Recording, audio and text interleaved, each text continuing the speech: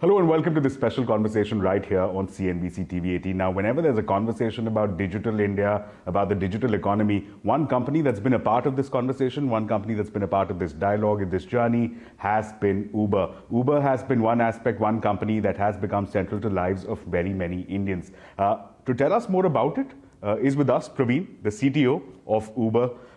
Praveen, welcome to this conversation. Welcome to this broadcast on CNBC TV18. I remember last we spoke to you in 2023. That was as VP Engineering. Today you're wearing a new hat. You're visiting India for the first time as the CTO, and you're coming here on the cusp of a big announcement. So let's dive straight in.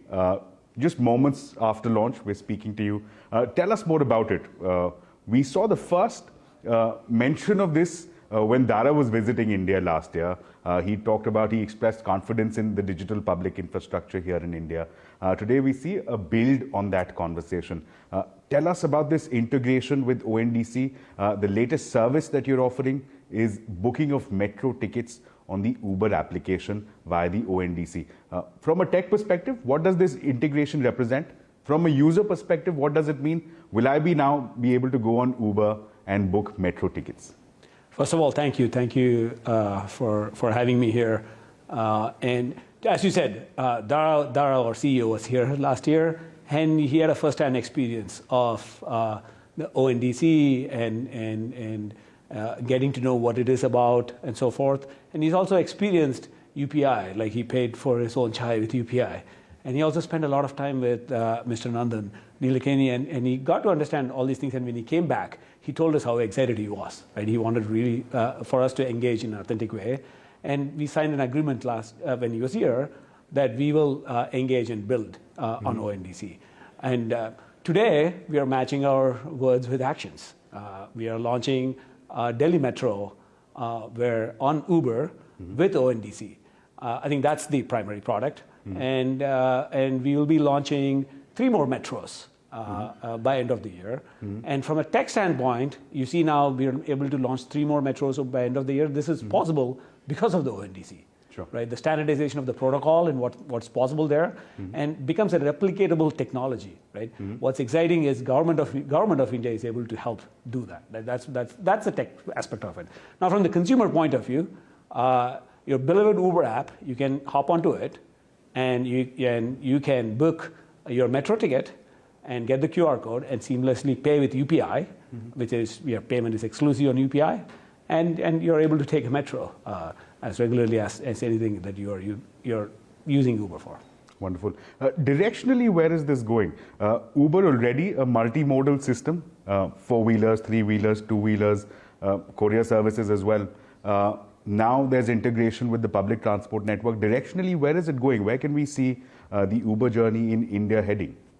So I'll answer this in two fronts, right? One is, as you said, there is first of all, India is a very dynamic and diversified portfolio of mobility products, right? Starting with motor, auto, cars, shuttles, and now with metro coming into the picture, you can see the whole ecosystem is coming together. Sure. Now, what we call as true multimodal transportation is now possible, where when you start from your home, you're able to take your preferred mode of transportation, go to the metro station, take the metro, and then go to a point B, the end point B, because usually it's not where you end up, right? So that true multimodal nature is possible now with the missing piece was metro, right? That kind of fits it. So now that's from the mobility standpoint. Now, where this is going is also what we look at is delivery, what we call as Get Anything. We already have a delivery product in India called a courier, where you're able to send or receive packages or parcels from consumers, right? Now, we already see the need for that in the business world, the B2B space, and this is something that ONDC is enabling it. So for us to be able to seamlessly integrate with ONDC and enable B2B is something that's the direction we want to go as well. So we're going to work on that and launch it pretty soon. You make a reference to courier, which I think neatly dives into my very next question, which is the other big announcement that you referred to, which is the logistics push. Again, you're talking about from personal commute into you're entering a new vertical of business transport. Tell us more about that. What does this mean? The press release mentions that it's going to begin with food deliveries. Is this a rekindling of an old flame? We had Uber Eats. You'd sold that in 2020. why this new interest, this fresh interest in logistics, in B2B, B2C transport? Yeah, look, as I said, first we have already a courier product, right? Through that, we actually get a sense of what the needs are. We actually see our consumers trying to get something from the businesses, like go to the store and get some things and so forth. So we already see the product being utilized that way. So it's a natural fit to expand into it while through this. Now, what makes it very interesting is ONDC is actually helping us tap into the sellers and the platforms, which is the hard part of building this out, right? But now ONDC is enabling it, so it's easiest for us to get started from that angle. So we'll see where it takes us towards, right? But it's a natural evolution is what I would say. This plug-and-play logistics system that you're providing using the Uber fleet, which is currently in service, where do you see the demand coming from? You mentioned food deliveries is something, of course, you're keen to begin with, but progressively, where do you see this demand coming? We've seen a quick commerce boom here. Is that something that you're targeting? What's on the cards? Where do you think the demand will come from? Absolutely. So we're starting with food deliveries, right? I think then you can imagine the possibilities here, which is pharmacy delivery or like grocery delivery or having healthcare products delivery, retail stuff, right? All these things are very much possible. We already see this in our market. As I said, consumer products, people are already mimicking those things to get it, so we can now naturally do this. But it's very interesting with ONDC, what will happen is we're able to get all the small merchants into the platform, right? And we are able to do that. And that kind of, that kindling of this technology from ONDC coming in and this things that's happening is what we are very interested in. Wonderful. Let's shift course a little bit. Let's talk about some of the larger issues. You've worn many hats. We began the conversation by saying in 2023 you were here as VP Engineering. There's a dramatic change of context between then and now. The geopolitical tensions, we're not going to dive into that right now, but that has shaped conversations on tech as well. We see elements of tech or data nationalism being adopted by various countries. India is one of them. Data localization, we're seeing some aspects of that in the latest data protection framework that we have. With various countries coming out with such forms of data, technology, nationalism, how are you looking at it from an Uber standpoint, especially since there are vast pools of user data that you do manage? How are you looking at it, countries like India? Well, look, I mean, we operate in many countries, and many countries have rules and regulations, right? And regulations that we follow. Like Europe, for example, has a very strong privacy laws, and we follow those laws. And as usual, if India has something, that we'll of course follow it. And our interest is in shaping the regulations in a meaningful way and working with them. Is that a deterrent towards innovation when you're looking towards perhaps more collaboration across the geographies in which you operate? These verticals and these silos set up, is that a hurdle that you face for inspiring greater innovation? So far, we haven't seen that as a deterrent. What we see is as a meaningful regulations that the governments are responsible for their people. They're doing it, and we follow them.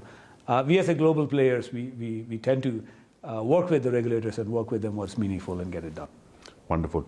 Let's also, since we're talking about data, one tricky question that I want to throw to you has been that there are some people who, citing their own personal anecdotes, they go to social media, they make references about how putting in the same location, the same destination, same time of day, different devices get different pricing, and Apple will probably get a higher pricing than an Android.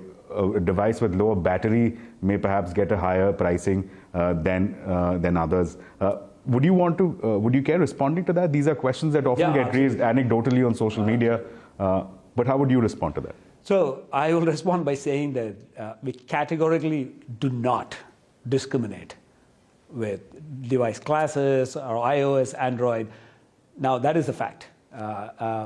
There are several aspects of it, of the pricing that gets determined, right? Your place, your location, time of the day where you are, and depending on the traffic conditions, the routing algorithms, where you get routed, all these things comes into picture. So it kind of seems like different prices sometimes where you are, but I would categorically say that we don't discriminate based on device classes. Wonderful. Let's talk sustainability now. Electrification of fleets is a conversation that's being had across various verticals, across various companies. Can you give us some guidance, some color on how that is progressing? We saw Uber Green some time back. It's kind of fallen off the radar. Why is that? Are there challenges that you're facing in terms of electrification of the fleet? And if yes, then what does the journey ahead look like in India? Look, I mean, sustainability is one of our biggest priority. We have specific goals that we are dealing with. I think what's most important is it's one thing to say that, hey, we're going to have electric vehicles on a platform. It's the other thing to be able to build the tech that is needed to make it work, right? It's not enough just to plug in. You need to be able to route properly, ingest the charge information, being able to route. Like, let's say if we match you with a ride that is like 20 kilometers, but your battery is just 10 kilometers, that's not going to work, right? That causes a lot of chaos. It's not like gas or petrol station where you can stop and. So these things are we are building it out, right? Now, the reason probably you're not seeing much is because like probably it's already there and you get used to it. But we have a lot of progress we have made in the United States, Europe, and specifically India as well. Wonderful. Any roadmap, any figures that you're working with in terms of any percentage of the fleet that you may look to transition here in India? I remember from the last conversation you'd mentioned a 2025 target for London. Anything specific that you're working towards in India? I think we have targets in London for end of the decade, but I don't think there is specific targets in India. But our interest is to be able to scale EVs is better, and we already see the adoption of it. Let's talk about India in terms of an R&D innovation hub. From earlier conversations where I can recollect, there were conversations about how some of the innovation seen here, India of course provides vast scale, so something works in India, usually works elsewhere as well. Give us some indication, how have things grown from the last time you spoke to us? Is there a larger headcount? Are there more innovations that you'd like to share that have happened over the last 18 to 24 months that have now been replicated elsewhere as well? Look, I mean, first and foremost, since last we talked, we actually scaled more in India.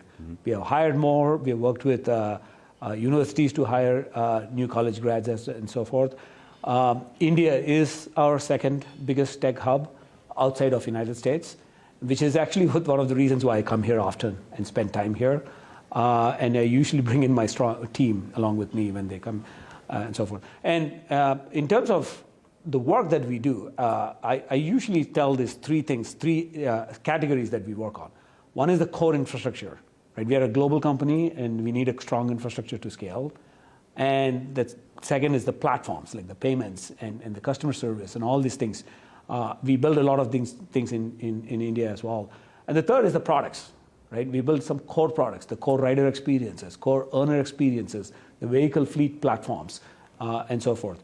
And I think over the last few years, you guys might have seen we have launched very strong intercity products, which we are scaling globally as well. And we also launched Request Any in India, which we are actually scaling it globally as such. So we have taken what things work in India and take it global. Wonderful. Let's also talk about AI. That's been, I think any conversation on tech is incomplete without AI. From a back-end and from a front-end perspective, what are some of these applications that you're beginning to see as far as Uber is concerned, and anything that's around the cusp that we can expect? Absolutely. So this is the top of the mind, and actually AI is one of our big strategic initiatives in the company. And what I usually call as AI generally has to become a fabric, right? Now, there are different types of use cases for AI. One is, how are we using AI in our core software development? The whole life cycle of software development, which part of it is AI being used? Now, we are very strong really leveraging AI for even our software development in terms of IDEs and so forth. And the second is our customer support. Like we use AI to do a lot of customer support stuff, which actually becomes a very high quality product that we build. Right? We are able to answer.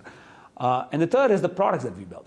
Like there are certain products you might not even realize there's AI being used.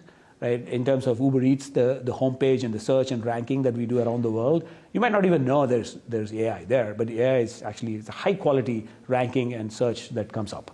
And then we are able to build AI first products, right? Which are, if you go to Uber Eats, then you're able to see around the world where you're able to order in an AI driven way, where you're able to talk to it and so forth. So these are the different ways we look at AI. Wonderful. I'm nearing the end of this conversation, just a couple more questions. Last time in 2022, I had a conversation with Tony West, again a part of the global leadership. At the time, he'd given us a headline that Uber is the third largest employer in the country after the Indian Defence, as well as the Indian Railways. That figure has grown, I understand, to 1.4 million. When we talk about so many driver partners, how do you then also address the question of congestion? The drive here from the airport to this hotel that we are in gets challenging sometimes, which is a story which many people across cities often share. How do you then address both the questions of having a wider network as well, while also addressing questions of congestion? Absolutely. The story is still the same as I talked last time, which is we got to innovate with products to be able to share and get more people to share so that we can reduce the congestion. Government is doing their job with transit and metros and so forth, where now we are actually working with them to enable the ticketing. And we're also working on products like Uber Bus, where we are able to help share your commute as such, right? And as we get this more and more, I think we'll start seeing some benefits out of it. Like that's how we're contributing to it. So you're wearing the hat of a tech officer, so I have to end this conversation by asking you about what the future of transport looks like to you. There are some conversations, for instance, take Elon Musk, for example. He believes that automation and robotics is the way forward. Automated cars, self-driven cars is the future of transportation. Tell us from your perspective, from the way you see technology developing, where do you see it going from here? Is that the reality of the future, that we'll just call an Uber, summon an Uber, it'll be without a driver, it'll be self-driven, will take me to my location? Is that the future of transportation? What would your guess be? Absolutely. And what I would say is autonomous cars is going to play a big role in a mobility ecosystem. It won't be the only play. It will be one of the modes of transportation. Now at Uber, we strongly believe in it, and we partner with several partners who actually work on autonomous stuff. We launched in Austin, and we're going to launch in Atlanta with Waymo. And we have partnerships with 14 other partners around the world. We launched in Abu Dhabi as well. So this is something that's going to happen. And again, we believe Uber is the rideshare network that can actually scale autonomous vehicles. Any pilots that we can expect in India to see anytime soon that you're planning? If autonomous tech is successful in India, Uber will be the first one to bring the tech. Wonderful. Thank you so much for joining us. This has been an engaging conversation in terms of learning more about Uber and directionally where it's going from here. Thanks so much for joining us, and we wish you the very best. Thank you so much.